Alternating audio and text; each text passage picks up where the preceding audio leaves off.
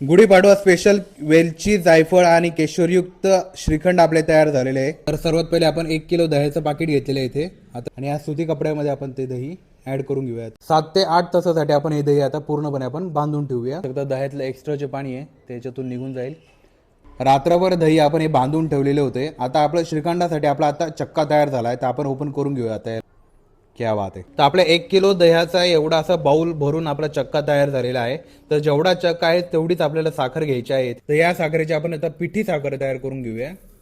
बारीक केलेली साखर आहे, पिठी साखर याच्यामध्ये ऍड करून घेणार आहोत। तर जेवढा आपला चक्का आहे तेवढीच आपली साखर आहे। आता ते आपण याच्यामध्ये तर आता आपण हे चक्का आपण फेटून घेऊया पूर्णपणे, म्हणजे साखर आणि हे पूर्णपणे याच्यामध्ये पूर्ण मिक्स होऊन जाईल। तर हा चक्का आपण चाळणीतून सुद्धा काढून घेऊ शकतो। तर आता पहिले आपण वेलची पूड करून घेऊया। थोडीशी साखर ऍड करू याच्यात। बारीक केलेली वेलची पूड याच्यात ऍड करून घेणार आहोत। यामध्ये आपण जायफळ ऍड केलेले आता बारीक किसून घेतलेले आहे। आता हे पूर्णपणे आपण मिक्स करून घेऊया। तर आपल्या इथे बघू शकतो श्रीखंड इथे तयार झालेले आहे। यावरून आपण ऍड करूया केशर। गुढीपाडवा स्पेशल वेलची जायफळ आणि केशरयुक्त श्रीखंड आपले तयार झालेले आहे।